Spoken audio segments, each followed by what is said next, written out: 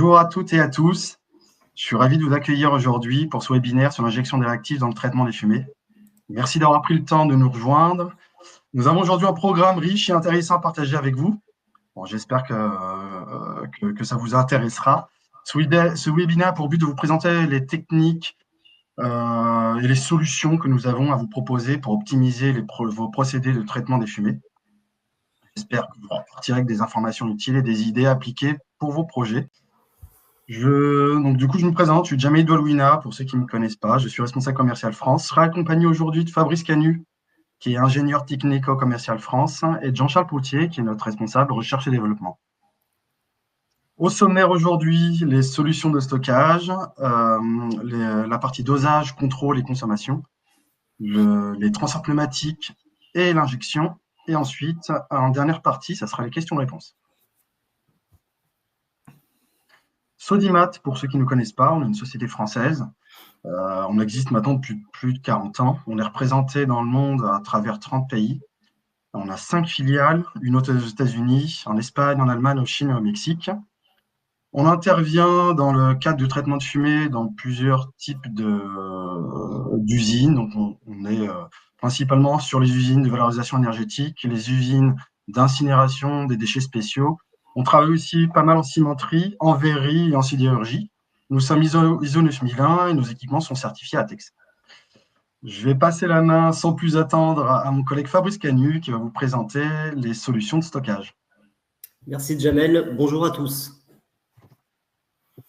Donc, quand on parle de traitement des fumées dans le domaine de l'incinération ou dans le domaine des industries qui ont des fours, nous sommes sur des injections de réactifs qui permettent de capter les polluants avant les filtres à manche. Donc, en règle générale, on va catégoriser ces polluants dans deux grandes familles. La première famille concerne tout ce qui est dioxine, furane et mercure, qui sont des polluants que l'on capte en règle générale par l'intermédiaire de réactifs comme le charbon actif, le coke de lignite ou le sorbacane micro, qui est un argile. La deuxième typologie de polluants que nous allons retrouver, ce sont tout ce qui concerne les gaz acides, donc les SO2, les SO3, les HCl, les NOx, les H2S. Ces polluants-là, on vient les capter en règle générale avec de la chaux ou du bicarbonate ou du calcaire. Il arrive de plus en plus que l'on ait besoin de faire des injections biréactives sur cette partie-là, c'est-à-dire une injection de chaux et de bicarbonate, pour capter un maximum de polluants, parce que chaque réactif est plus ou moins performant en fonction du polluant. Et il arrive dans certains cas, en fonction de l'évolution des normes, qu'il soit nécessaire de faire évoluer les installations avec des injections de plus en plus poussées.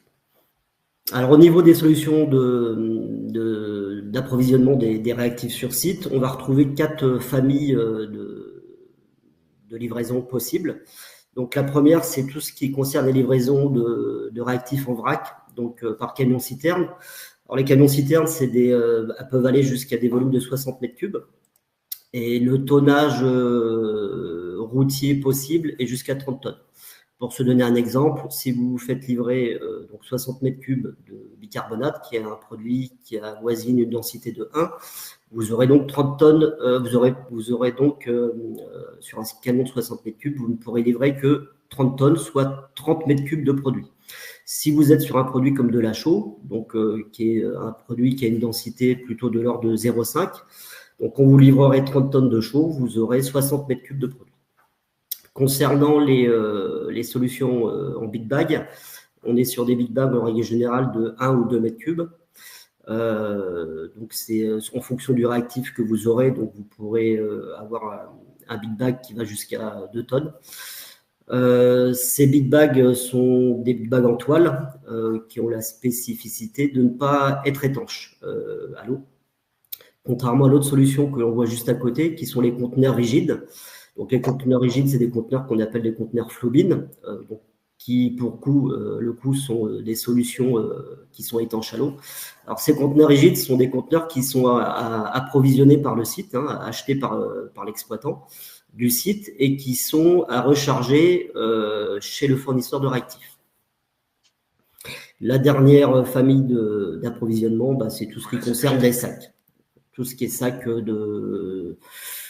sur palette, donc des sacs en règle générale d'un poids de l'ordre de 25 kg en règle générale. Concernant les livraisons de réactifs en vrac, on va retrouver pour ce type de livraison des silos de stockage.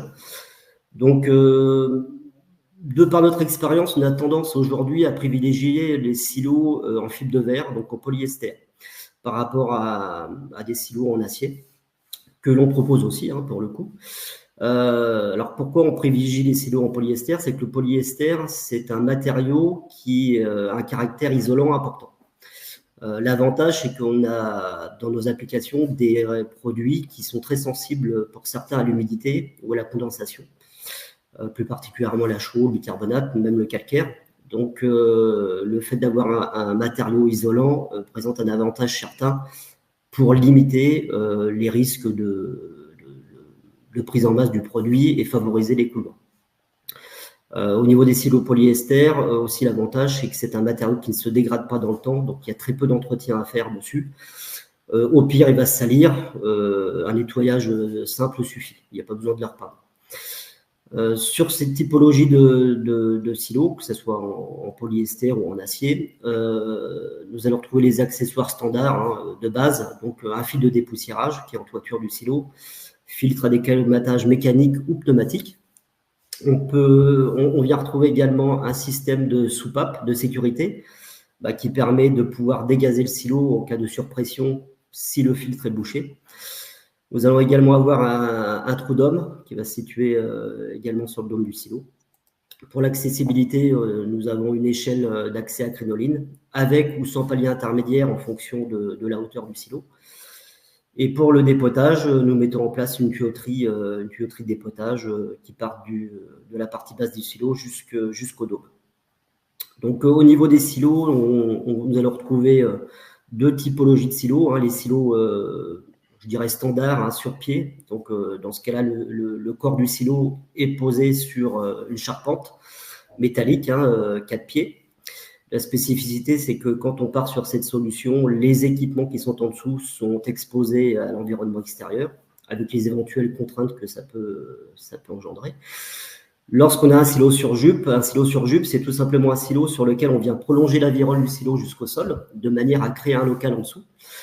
Ce local permet tout simplement, comme vous l'aurez compris, de protéger les équipements qu'on va venir intégrer à l'intérieur. Donc, toute la partie extraction dosage et toute la partie, dans notre cas, transfert pneumatique. Ça permet tout simplement de les protéger des intempéries et des éventuelles contraintes du site, comme les poussières, par exemple. Au niveau de cette jupe, on va retrouver une porte qui peut être une porte simple ou double. Et on peut même cumuler deux portes, par exemple, à l'opposé, de manière à faciliter l'accès à l'intérieur de la jupe. Dans le cas où on aurait plusieurs départs en dessous. Concernant les silos, on propose des silos aujourd'hui qui vont d'un volume de 5 mètres cubes jusqu'à plus de 200 mètres cubes. Les diamètres de silos vont pour les plus petits de 2,30 mètres jusqu'à des diamètres de 4 mètres. Il faut essayer de ne pas faire des diamètres trop importants parce que plus vous faites un diamètre de silo important, plus l'écoulement du produit qui est à l'intérieur va se complexifier. Donc, tous nos silos sont proposés en version ATEX également, quand on a des configurations sur des produits explosifs comme le charbon actif, par exemple. Au niveau des options qu'on peut retrouver sur nos silos, on propose des détections de niveau radar qu'on vient installer sur le dôme du silo. Alors, de base, sur nos silos, on a un détecteur de niveau bas, qui sont des détecteurs physiques à palette. Donc ça, c'est bien, mais c'est en règle générale pas suffisant, surtout dans le domaine dans lequel on est ici, tout simplement parce qu'on a souvent des consommations assez importantes, donc des approvisionnements qu'il faut sécuriser et qu'il faut préparer en amont pour ne pas se retrouver sans réactif sur le site à injecter. Donc la spécificité des sondes radar, c'est que c'est un détecteur qui émet une onde à l'intérieur du silo. Pour mesurer la hauteur du réactif qui est à l'intérieur. C'est pas la solution la plus efficace, tout simplement parce que l'écoulement du produit dans l'intérieur du silo se fait sur les silos cylindroconiques, se fait par le centre du silo, donc ça crée une cheminée à l'intérieur Cette cheminée fait que vous avez un trou central et vous avez sur les contours du silo, vous avez du produit qui est stagnant. Alors cette cheminée, au fil de l'écoulement, finit par retomber. Mais en fonction de où vient taper la sonde radar à l'intérieur du silo, vous êtes soit en haut de la cheminée, soit en bas, ce qui fait que la précision n'est pas très bonne. L'idéal, c'est d'installer le silo sur peson. Donc, on vient insérer 4 pesons sous les pieds ou à l'intérieur de la jupe du silo. L'avantage du pesage, c'est quel que soit l'écoulement du produit à l'intérieur du silo, vous aurez un retour de poids avec une précision qui sera de l'ordre de plus ou moins 1%. C'est la solution idéale et la plus fiable pour pouvoir gérer vos approvisionnements et savoir ce qui reste à l'intérieur du contenant. On rencontre sur les silos, on rencontre régulièrement de plus en plus. Tous les ans, on rencontre des cas de silos où l'entretien sur le filtre n'est pas fait, on va dire, très rigoureusement. Alors, quand les cartouches de filtre sont encrassées, le silo monte en pression au moment du dépotage. Et à ce moment-là, vous avez la soupape qui déclenche. L'inconvénient, c'est quand la soupape déclenche, c'est que vous mettez du produit partout sur le site. Donc, c'est pas très agréable. Et ce qui se passe aussi souvent aujourd'hui, c'est quand les filtres sont colmatés, vous avez quand même un peu de produit qui sort, qui stagne dans la toiture du silo et qui vient encrasser la soupape, ce qui fait que la soupape n'est plus fonctionnelle. Et quand la soupape n'est plus fonctionnelle, quand vous mettez en pression dans le silo, c'est le silo qui se dégrade. Donc généralement qui vient s'ouvrir, ou même des fois on peut avoir un composant qui vient se désolidariser du silo, avec le risque de chute au sol, et donc un risque important de contact avec une personne, ce qui peut être dramatique. Donc de plus en plus aujourd'hui, on propose des systèmes de sécurité contre les surpressions, qui est un système simple, qui est un système KCS. Donc le système KCS comprend 3 accessoires principaux. Un détecteur de présence camion qu'on vient mettre en partie basse de la tuyauterie de dépotage, avec une vanne d'isolation, qui est en règle générale une vanne d'isolation à manchon, une vanne à air. Et cette vanne à manchon est associée à un détecteur de pression qu'on vient installer en toiture du silo. Le détecteur, dans le cas où il y aurait une montée en pression à l'intérieur du silo, le capteur la détecte et vient fermer la vanne qui est en partie basse de la tuyauterie de dépotage, ce qui permet d'isoler le silo du camion de dépotage. De cette manière, vous éliminez tout risque de mise en pression excessive du silo avec les problématiques que ça peut engendrer, que je vous ai présentées juste avant. Au niveau des systèmes d'approvisionnement en big bag, on va retrouver notre station standard qu'on appelle le stand T. Donc c'est une structure en acier peint. On a également des versions en inox sur demande.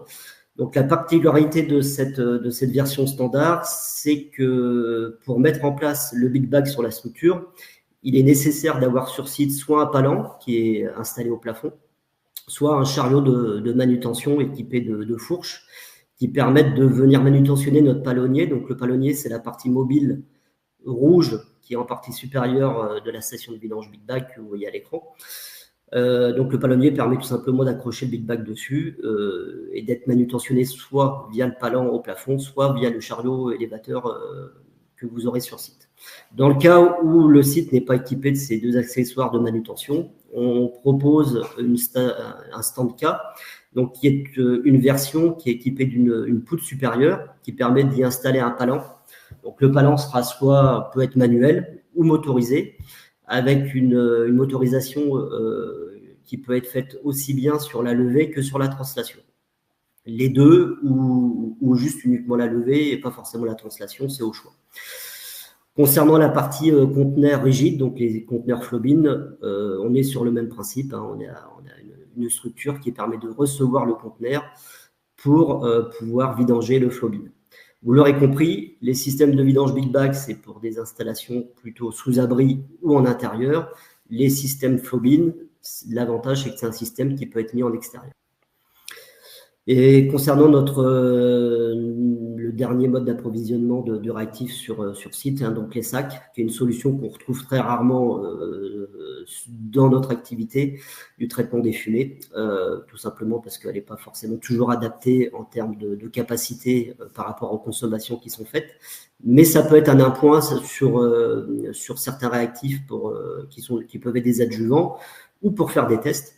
Donc, on propose des systèmes de trémie vide-sac qui ont une contenance qui peut aller de 100 litres à plus de 2000 litres. On peut même faire plus sur demande.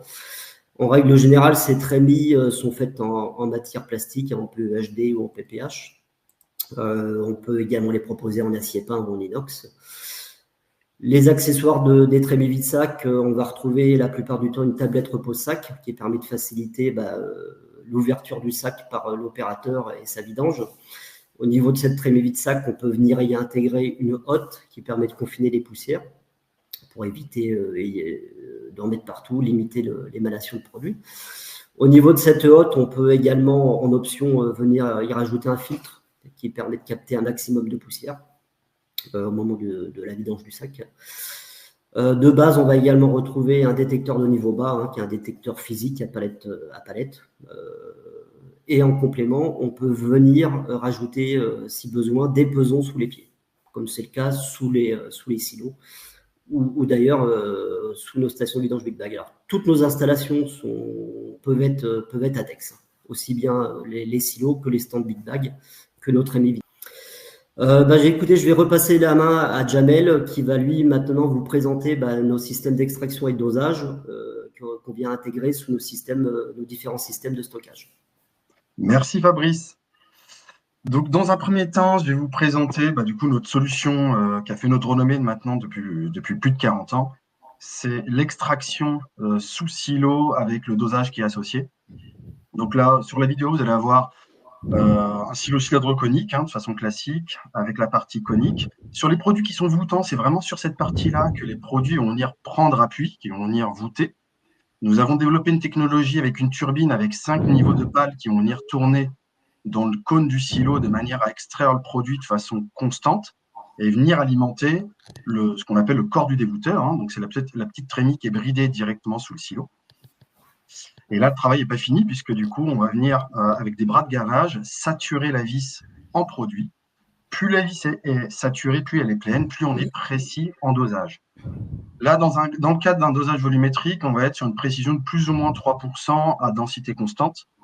Et ensuite, en sortie, avec la vis, on va venir en fait alimenter soit un transfert pneumatique, un bac de préparation ou autre. Donc là, du coup, vous avez la photo d'une installation traditionnelle. Donc du coup, vous voyez en coupe sur la droite l'installation avec les bras de gavage, la vis, et vous avez le dévouteur avec la turbine qui est dans le cône. Nous mettons systématiquement un détecteur dans le corps du dévouteur de manière à pouvoir contrôler qu'il y ait toujours du produit dans le corps du dévouteur et contrôler qu'il y ait bien du produit. Voilà. Donc, comme je le disais tout à l'heure, nous sommes sur une précision de plus ou moins 3%, comme on est sur un dosage volumétrique. Et dans notre gamme, nous avons dans un premier temps le ZDM 400.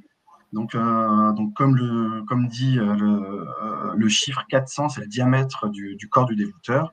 Nous pouvons installer sous ce système jusqu'à 2 vis de dosage en fonctionnement simultané ou non. On peut avoir une vis en fonctionnement, l'autre en secours. En complément du dévouteur que je vous ai présenté tout à l'heure, qui est dans le cône du silo, on a aussi des percuteurs qui vont venir avoir une redondance au niveau de la fonction de dévoutage.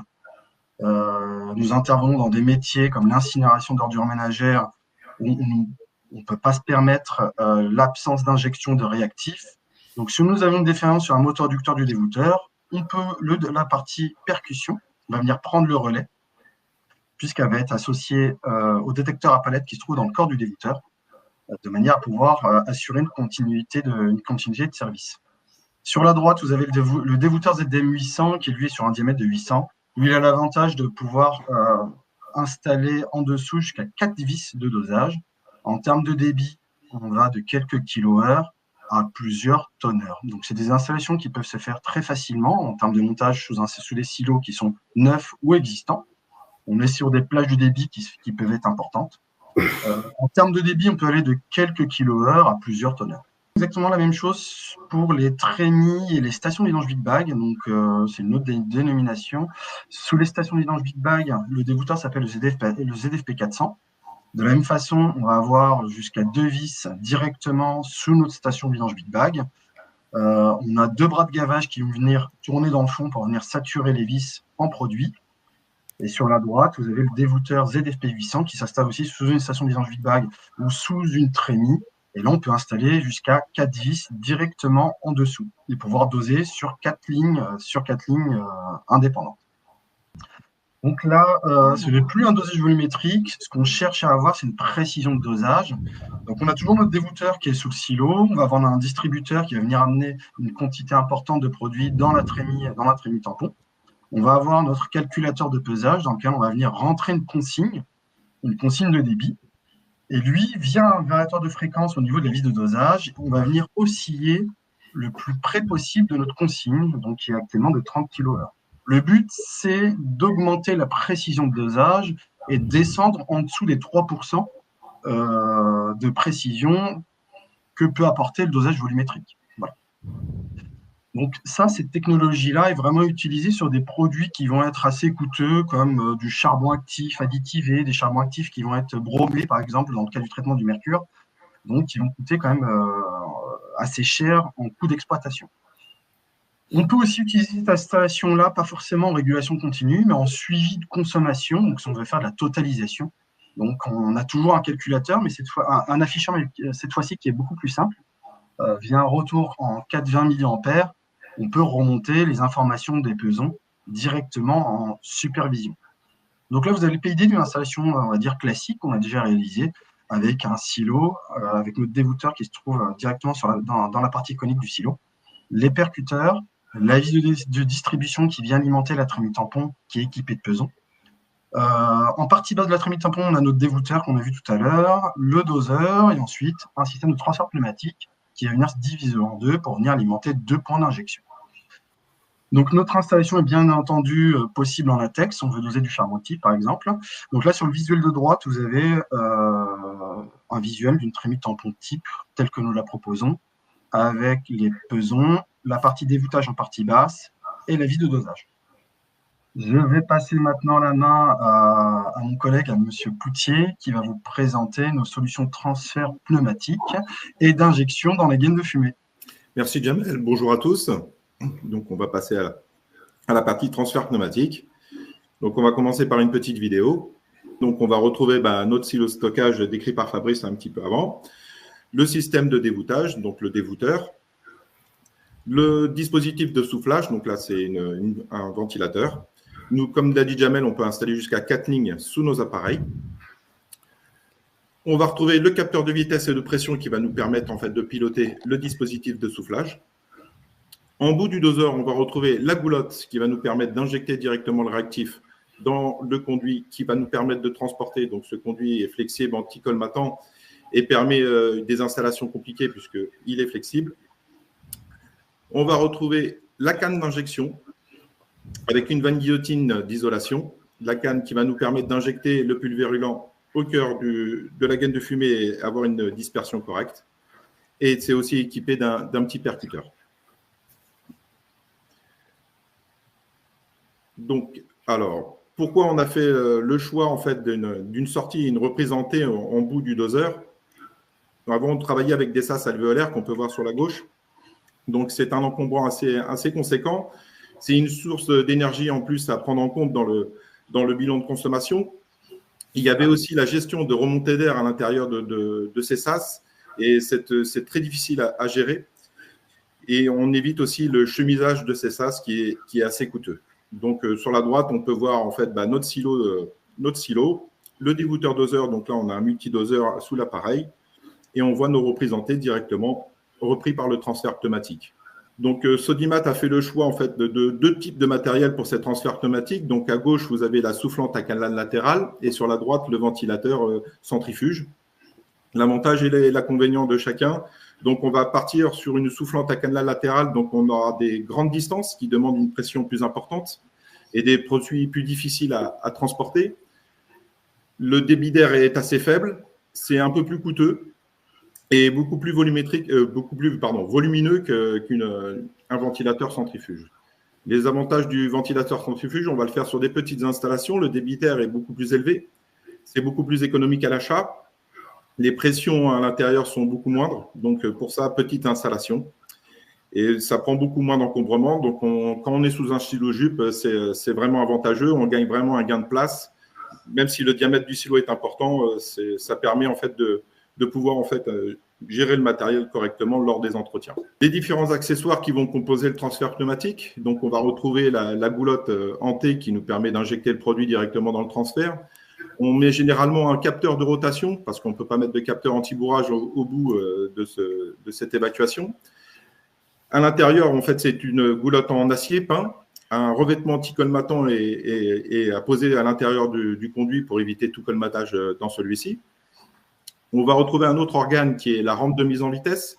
Donc, on va retrouver le capteur en fait, qui va nous permettre de mesurer la pression et la vitesse avec une sortie analogique qui nous permettra de piloter le ventilateur ou la soufflante à canal latéral. Les outils de mesure, donc c'est soit des ailes de mesure ou des sondes pitot en fonction du diamètre de la gaine de refoulement. On va choisir plus ou moins, on va choisir une de ces options. On va être limité en fait dans les diamètres avec l'aile de mesure parce que dès qu'on va être inférieur à des diamètres 80, on va partir sur une sonde pitot parce que l'encombrement de l'ailette ne peut plus tenir dans la rampe de mise en vitesse. Après, on va retrouver notre conduit de transfert, donc très résistant à l'abrasion et à la dépression. La spiralée, en fait, autour de ce conduit nous permet d'avoir cette résistance et cette flexibilité pour la mise en place. On va supporter généralement cette gaine le long des châssis qui composent les filtres à manches avec des chemins de câbles. Il est anti-statique et les raccordements se font par bride, donc c'est très simple à mettre en place, donc des brises normalisées. Et après, nous avons la gaine d'injection qui nous permet en fait d'injecter le réactif directement dans les fumées et avoir une très bonne dispersion. Il est composé d'une vanne guillotine qui nous permet en fait d'isoler en fait le transfert pneumatique de la gaine de fumée et un petit percuteur qui nous permet en fin de compte d'éviter tout colmatage au point d'injection. On peut aussi, une autre alternative aussi, on peut injecter par vis pour limiter en fait les débits d'air dans les gaines de fumée. On a pris le cas là d'une dénox, donc on vient injecter en fait en aval de cette dénox. On peut voir qu'on a fait modifier en fin de compte la conduite de convoyage des fumées pour pouvoir injecter au plus bas. C'est-à-dire qu'on n'a pas la flexibilité qu'on pourrait avoir avec un transfert pneumatique. Donc là, on retrouve sur la gauche notre station de vidange, notre système de dosage, un peu plus précisément sur la droite. Et on vient non plus injecter avec une canne d'injection, mais un injecteur qui vient par vis, qui vient directement en fait dans la gaine de fumée. Donc tout ce matériel est aussi en version ATEX, comme l'a précisé M. Edelwina. Donc on peut l'avoir en version ATEX pour l'ensemble du matériel présenté ci-dessous. Alors, pour dimensionner, en fait, quels sont les critères pour le dimensionnement d'un transfert pneumatique? Tout d'abord, le système de stockage, comme l'a présenté M. Canu, les débits de réactifs, la densité du réactif, un débit massique en kilos par heure, un mini, un maxi, définir l'isométrie, donc la distance entre le point d'injection et le système de stockage, donc les parties verticales, les parties horizontales, le nombre de coudes, la dépression qui est au point d'injection, les températures dans la gaine de fumée et le diamètre de la gaine de fumée qui va nous permettre de dimensionner correctement la canne d'injection. Donc là, je vais repasser la main à M. Edenwina qui va vous faire un petit topo sur les prestations que nous pouvons apporter en complément. Merci Jean-Charles. Du coup, au niveau de notre expertise, avec nos techniciens, on est capable de vous proposer une étude complète d'une installation, la prise de code sur site dans le cadre d'une installation existante, la mise en service, l'entretien de vos équipements dans le cadre d'une installation qui aurait besoin d'un revamping, par exemple. Nos équipes, en tout cas, se tiennent à votre disposition pour du formation de personnel, un audit d'une installation, dont vous seriez pas forcément satisfait et qui aurait besoin d'être modernisée. En tout cas, n'hésitez pas en tout cas à nous contacter pour ces demandes. vous remercie en tout cas d'être venus nombreux, parce que c'est un sujet a priori qui a l'air de vous intéresser. Les idées clés à retenir, c'est vraiment du coup les techniques de dosage que je propose, donc en volumétrique ou en pondéral, dans le cas où on souhaite faire un suivi de consommation ou avoir une meilleure précision de dosage. Les techniques actuellement qu'on rencontre beaucoup en incinération, c'est la co-injection chaud bicarbonate qui est actuellement vraiment d'actualité, puisqu'en fait les normes sont de plus en plus drastiques. Et la partie aussi injection de réactifs qu'a présenté M. Poutier par transfert pneumatique, qu'on propose donc sous différentes façons, via des ventilateurs, via des soufflantes, ou via éventuellement injection par vis, qui est aussi une solution qui peut être adaptée pour des petites installations qui disposent de très très peu de débit d'air, où là une injection par transfert pneumatique serait vraiment très très compliquée, puisqu'on apporterait beaucoup trop d'air dans le circuit. Ou les installations, il y a une dénox derrière, où on n'a pas forcément envie de refroidir les gaz en apportant de l'air frais qui pourrait refroidir les fumées. Voilà. Donc du coup, c'est des installations qu'on fait très très régulièrement. Donc voilà, n'hésitez pas en tout cas à nous contacter si vous avez des demandes ou si vous avez des questions en tout cas concernant ces différentes techniques. On va maintenant passer à la partie questions-réponses. Sur le côté, vous avez le chat sur lequel vous pouvez poser vos questions. Donc n'hésitez pas à poser vos questions, on y répondra au fur et à mesure. Alors du coup, il y a une première question de Vanessa. Quelle solution de dosage préconisez-vous entre le volumétrique et le pondéral? C'est une très bonne question. Alors, c'est pas forcément nous qui allons préconiser en fait une solution plutôt que l'autre. Ça va être une discussion avec le client et on va voir avec lui son besoin. Est-ce qu'il a besoin d'une précision de dosage sur lequel on va forcément s'orienter sur du pondéral. Si la précision de dosage en volumétrique est de plus ou moins 3% à densité constante lui convient, on va plutôt rester sur du volumétrique, qui est nettement moins coûteux et moins encombrant aussi.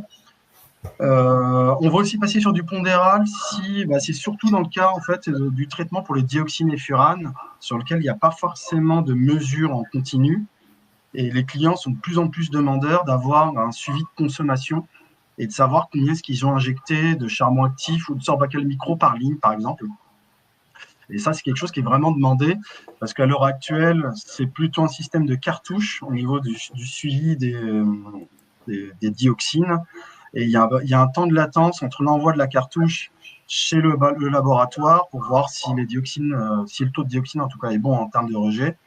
Et il y a beaucoup de latence. Alors qu'avec un suivi de consommation, ça nous permet ça permet à l'exploitant d'être beaucoup plus réactif et de savoir si du coup il a un manquement d'injection à un moment donné et de pouvoir réagir plus rapidement et de réagir en tout cas plus rapidement et de voir plus rapidement s'il y a un problème.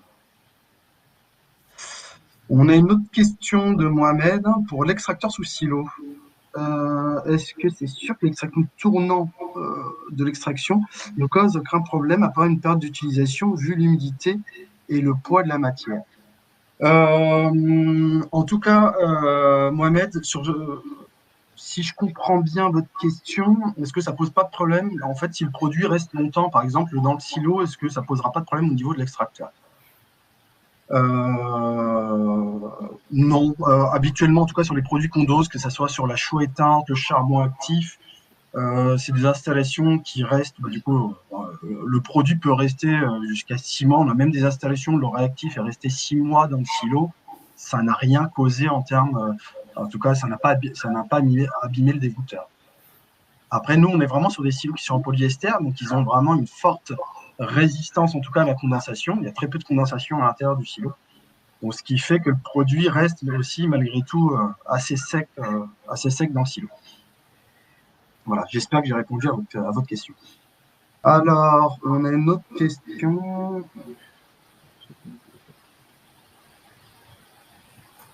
Bonjour, pour le traitement des dioxines et furanes, est-il plus énergivore de réchauffer les fumées puis les tremper ou de les traiter par injection de produits. Une question. J'ai pas tout à fait compris cette question. Jamel, je pense que la question là, je pense que ça concerne un traitement, tu sais, certainement en semi-humide ou en bois sèche. Ah oui, d'accord. Je pense, hein, ça a l'air d'être ça. Si je peux répondre rapidement à cette question. Vas-y. Ouais. Pour vous répondre, à notre niveau, donc nous, on a constructeur d'équipement, constructeur d'équipement. On ne va pas avoir forcément la réponse à votre question parce qu'on n'est pas à même d'y répondre. On n'a pas l'expertise d'une entreprise de traitement de fumée pour le faire. La seule chose que je peux vous dire, c'est qu'aujourd'hui, la majorité des installations que l'on fait sont des installations avec une injection des différents réactifs en voie sèche. On retrouve très rarement des installations, comme ça peut être le cas, en voie humide ou semi-humide. Donc, j'aurais tendance à vous dire que les systèmes par injection de réactifs en voie sèche sont plus efficaces que les anciens systèmes qui étaient complexes parce que à partir du moment où vous injectez des solutions en humide, il était nécessaire d'avoir des systèmes de retraitement des eaux qui étaient utilisées pour ces traitements en humide ou semi-humide. J'espère avoir répondu à votre question. Je ne sais pas si je l'ai bien compris, mais j'ai essayé d'y répondre. Apparemment, oui. On a une autre question de Sylvain S. Est-ce que vous proposez vos systèmes de dévoutage, extraction sur les silos pour les cendres et résidus d'incinération? Ça, c'est une bonne question, on la demande souvent, mais malheureusement, non. On est plutôt habituellement sur des produits, on va dire neufs, en fait, sur les réactifs neufs, donc du coup, la chaux, le bicarbonate, Sorbacal Micro, charbon actif, tous ces produits-là, mais rarement, en tout cas, sur les cendres et les résidus, en tout cas, d'incinération. Tout ce qui est réfium, réfib, c'est des produits qu'on ne maîtrise pas du fait de la température et le fait aussi que quand ils refroidissent et quand ils atteignent leur poids de rosée, ils ont tendance à durcir. Voilà. Donc notre technologie n'est pas forcément adaptée. On a une autre question, c'était de Chloé D, ça c'est pour Fabrice. Peut-on mettre 2 réactifs dans un même silo? Je pense que là, Chloé doit peut-être parler d'une installation biréactive. Oui. Donc, bonjour Chloé. Alors, pour répondre à votre question, mettre 2 réactifs qui sera approvisionné sur le site indépendamment l'un de l'autre dans un même silo, non. Alors, non, tout simplement parce que le but de mettre 2 réactifs, c'est que chaque réactif vienne traiter des polluants différents. Donc là, si on vient remplir un même silo avec 2 réactifs qui sera approvisionné sur le site, vous n'avez aucun moyen de contrôler déjà que les produits soient homogènes l'un avec l'autre et de pouvoir doser correctement l'un par rapport à l'autre. Donc cette solution-là n'est pas possible. Maintenant, ce qu'il est possible de faire, c'est de demander aux fournisseurs de réactifs de vous livrer ce qu'on appelle un produit biréactif, c'est-à-dire par exemple une base qui est faite pour traiter les gaz acides, par exemple de la chaux ou du bicarbonate, et un complément qui serait lui là pour traiter toute la partie dioxine, furane, mercure. D'accord ? Donc une base additivée avec du charbon actif. Donc en règle générale, on injecte beaucoup plus de réactifs pour la partie traitement des gaz et des gaz acides que de réactifs pour traiter la partie mercure, furane et dioxine. Les proportions sont pas il y a un rapport de 10 à peu près entre les deux, si je veux donner une échelle. Donc, ce qui peut être fait, c'est de se faire approvisionner avec du biréactif en venant de ces différents fournisseurs. Donc, c'est pré-dosé en amont en usine. L'inconvénient de ce système-là, c'est que le produit est un peu plus cher à la tonne par rapport à un produit qui arrive simple. Et l'autre inconvénient, c'est surtout que vous ne pourrez pas du tout ajuster vos dosages entre l'un et l'autre des réactifs. Vous aurez la quantité de charbon actif, par exemple, par rapport à la quantité de chaux de bicarbonate que vous aurez, et puis vous ne pourrez pas faire de réglage en termes d'injection. L'idéal, c'est d'avoir vraiment 2 systèmes de stockage différents un pour un produit qui va traiter les gaz acides, l'autre pour traiter toute la partie dioxyde, furane et mercure. L'avantage de ce système-là, c'est que vous paierez moins cher et puis vous pourrez vraiment être précis sur vos dosages sur chaque partie et les optimiser de manière à limiter tout simplement les frais d'exploitation et de consommation des différents produits. Voilà, j'espère avoir répondu au mieux à votre question. On a une question qui est intéressante de Florian C. Bonjour, comment expliquez-vous le débit volumique relativement élevé induit par vos soufflantes? J'avais eu écho que cela permettait de diluer le produit et de descendre sous la limite d'explosivité, donc la IVE. Dans le cas de produits explosifs, cela veut dire que vous ne voulez pas générer d'ATEX en flexible de convoyage. Est-ce le cas? Pourtant, vos flexibles sont antistatiques, donc vous pourriez accepter ce dosage ATEX. Merci. Effectivement, on a cette EILIE, ça a été, c'est des discussions qui sont assez, qu'on a déjà eues, qui ont été plutôt assez longues avec certains clients.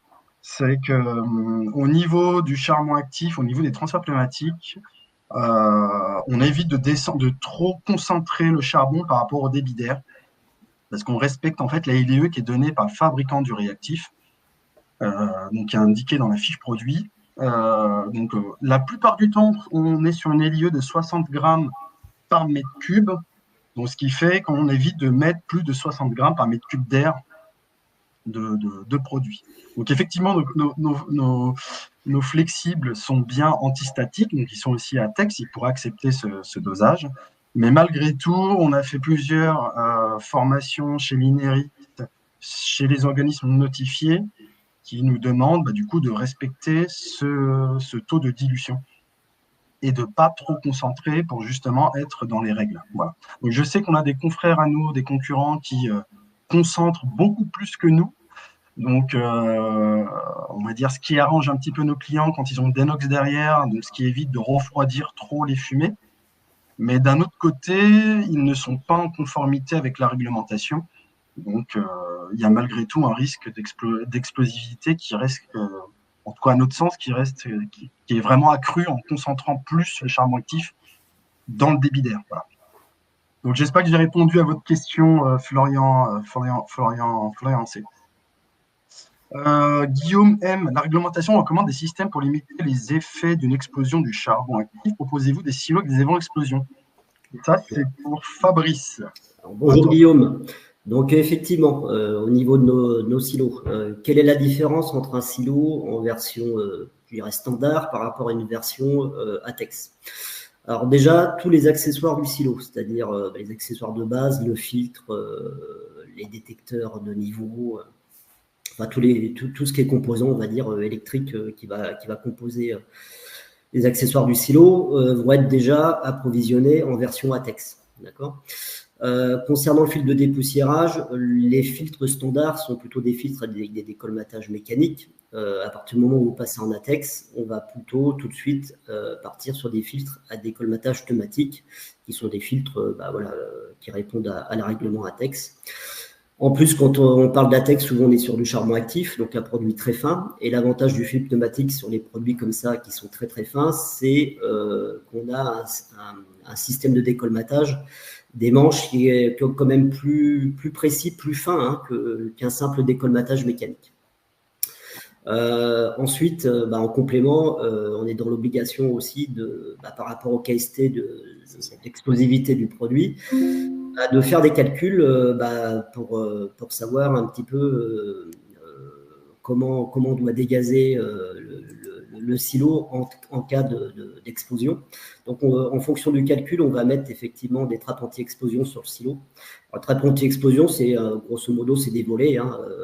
Donc, on peut en mettre avec une certaine surface spécifique qui permettent d'évacuer, de s'ouvrir en cas d'explosion, de s'ouvrir et de pouvoir évacuer la flamme en règle générale vers le haut, voire sur les côtés, en partie haut du silo. Donc, en fonction du calcul qu'on fait, soit vous retrouvez une seule trappe anti-explosion ou plusieurs, tout dépend du calcul qui est fait, du KST du produit. Voilà, j'espère avoir répondu à vos questions. Mais après, sur la partie ATEX, à partir du moment où on met en place tous ces différents accessoires, il n'y a aucun souci. Alors, dans certains cas, je vais rajouter une chose. Il y a certains clients qui nous demandent de rajouter des piquages d'injection d'azote pour faire de l'inertage. Alors, l'inertage, je vous dirais que nous, par rapport aux ventes de silos que l'on a, la majorité des silos qu'on fait, on ne nous le demande pas, mais certains clients, malgré tout, nous demandent des piquages pour le faire. Alors, j'aurais des difficultés à vous répondre, à savoir pourquoi certains veulent le faire, d'autres non. Je pense que c'est plus lié à l'étude ATEX qui a été faite au sein de l'entreprise pour définir les différentes sécurités à mettre en place. Donc ça, c'est propre à l'entreprise qui nous fait la demande de prix de prendre ses propres préconisations. Maintenant, je tiens à vous rassurer, jusqu'à aujourd'hui, je touche du bois, on n'a jamais eu de cas, à ma connaissance, où ne serait-ce que les trappes anti-explosion étaient activées. Voilà, le risque est très, très, très, très faible. Maintenant, malgré tout, on se doit de respecter les normes et en cas de problème comme ça, de pouvoir argumenter, se justifier sur l'installation que nous avons dimensionnée, mise en place. Voilà, Guillaume, merci pour votre question. Il y a une autre question qui va être pour Jean-Charles Poutier. Quel est le taux de dilution préconisé? Donc, je pense que Chloé doit parler du taux de dilution dans la tuyauterie de transfert pneumatique. Alors, les taux de dilution, en fait, dans un transfert pneumatique, c'est comme les vitesses, c'est un petit peu le secret un petit peu de Sodimat, c'est-à-dire c'est nous qui faisons les définitions. Donner ces taux de dilution ou ces vitesses pour chaque produit, c'est un peu donner notre savoir-faire. Donc, je préférerais pas, en fait, donner de taux de dilution précisément. Voilà. Sachant qu'on va prendre des taux de dilution spécifiques pour chaque produit et des vitesses de déplacement pour chaque produit. Comme on peut comparer, par exemple, de la chaux, on va dire, de la chaux éteinte à du charbon actif. Sur certains types de chaux, on a des surfaces spécifiques. Donc, les déplacer trop vite vont en fait favoriser un colmatage, c'est-à-dire que dans les coudes, la chaux pourrait venir en fait s'éclater sur les bords du conduit et venir construire. Donc, c'est pour ça sur certains produits, on a nos propres taux de dilution et nos vitesses de déplacement pour chaque produit. Voilà. Espérons. Okay, merci. Merci Jean-Charles. Il y a une autre question encore pour toi, parce que ça concerne, je pense, ça doit concerner encore les transferts pneumatiques. Oui. C'est bonjour, quelle est la température maximum au point d'injection? Alors, la température, dépendra en fait de votre process, mais on peut monter jusqu'à des températures qui peuvent aller aux alentours des 900 degrés. Dans ces cas-là, on ne vient plus injecter en fin de compte avec la canne d'injection. On va favoriser en fin de compte pour éviter d'avoir un organe à l'intérieur qui ne résisterait pas à la température. Donc là, on va injecter sur différents points, c'est-à-dire on va injecter sans canne d'injection avec quand même une isolation en fait entre la gaine et le transfert pneumatique, mais on va favoriser 2 points pour faire une meilleure dispersion à l'intérieur. C'est-à-dire qu'avec la canne d'injection, on va avoir une dispersion précise puisqu'on va être au cœur des fumées. Là, nous pouvons rentrer à l'intérieur de la gaine de fumée. On va venir en fait à 2 endroits stratégiques afin de faire une meilleure dispersion et pouvoir injecter dans des conduites allant jusqu'à 900 degrés. Voilà. Merci Jean-Charles. Oui. Alors, on a une autre question. Alors du coup de Damien G, d'Étienne, qui demande est-ce que notre installation peut se mettre en lieu et place d'un système de fond vibrant? Oui, tout à fait possible de répondre, voilà, de se mettre en lieu et place en tout cas d'un système par fond vibrant. Habituellement, un système de fond vibrant, il y a une bride qui est en 1500 en partie haute. On va venir mettre en fait un cône de rattrapage pour passer d'un diamètre 1500 à un diamètre 200 ou un diamètre 300, tout dépend du réactif. Sur les bicarbonates, on va avoir plutôt une sortie en 300 pour venir adapter notre système. Et sur ce cône, on peut venir adapter des percuteurs et venir insérer notre turbine de dévoûtage directement dans ce cône. Donc, c'est des choses qu'on fait très, très régulièrement. Des systèmes de renouvellement de fond vibrant, on en fait à peu près entre minimum 5 et 10 par an à peu près, en termes de renouvellement. Et c'est quelque chose qu'on fait très, très, très, très régulièrement. Je crois qu'il y a encore une autre question. Oui, de Julien. De Julien F. Quel est l'avantage de votre dévoûteur par rapport à un fond vibrant? Fabrice, si tu peux… Oui, je peux y répondre. Donc, alors, ce qu'il faut comprendre, c'est que nous, aujourd'hui, sur les demandes de nos clients, ce qu'on nous demande sur nos produits, c'est d'assurer à la fois l'extraction et le dosage. Il faut bien comprendre une chose. Quand vous avez un système d'extraction par fond vibrant, vous avez quelque chose déjà qui doit marcher de manière cyclique. Parce que si vous vibrez en continu, le problème de la vibration, c'est que ça engendre du tassement. Je vous donne un exemple simple. Vous mettez de la farine dans un verre.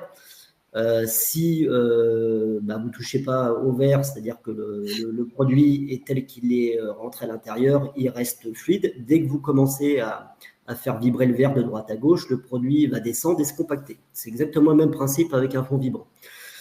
Donc, à partir du moment où vous faites marcher quelque chose de manière cyclique au niveau de l'extraction, pour justement pas faire l'effet inverse que celui recherché, c'est-à-dire bien extraire le produit et créer du tassement, vous n'allez pas pouvoir contrôler ce qui va sortir du silo en termes de réactifs.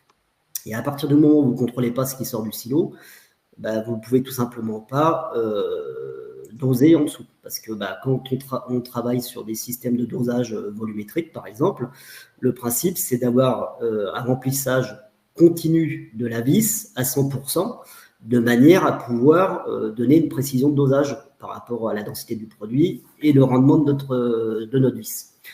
L'avantage de l'extracteur mécanique, c'est que lui, il tourne à vitesse lente, en partie basse du silo. Il agit directement sur la base des voûtes, parce que je vous le rappelle, comme je vous l'ai dit tout à l'heure, l'écoulement des produits dans un silo cylindre conique se fait par le centre. Donc, crée une cheminée. Donc, nous, on vient casser via notre extracteur qui vient se déployer jusqu'au ras du cône cette fameuse voûte, de manière justement à casser la cheminée en continu, sans dénaturer l'état du produit, tout simplement parce qu'on travaille lentement, sans déclencher de vibration. L'avantage aussi, c'est qu'il n'y a pas de perturbation extérieure comme de l'air qui pourrait dénaturer la densité du produit et influer aussi sur la capacité de dosage. Donc, notre système d'extraction associé à la vis qui est en dessous nous permet tout simplement de pouvoir proposer un appareil qui fait à la fois de l'extraction et du dosage fiable, ce qui n'est pas possible de faire aussi simplement avec un système par fond vibrant. Par un système par fond vibrant, pour le réaliser, ça devient tout de suite beaucoup plus complexe parce qu'il faut à la fois faire de l'extraction, du transfert, passer par des systèmes tampons sous lesquels il faut doser. Donc ça devient tout de suite beaucoup plus complexe. Voilà en gros les avantages de notre système par rapport à cette typologie d'équipement, en tout cas dans nos applications. Écoutez, on va écourter. En tout cas, notre webinaire touche à sa fin. Je tenais à vous remercier d'être aussi nombreux, de vous être connectés aussi nombreux à notre webinaire. On voit que le sujet est passionnant, est intéressant. Merci pour toutes vos questions. Écoutez, je vous dis à bientôt et au plaisir de vous revoir. Merci beaucoup à tous. Merci à tous pour votre participation et très bonne journée. Merci à tous. Au revoir. Au revoir. Au revoir.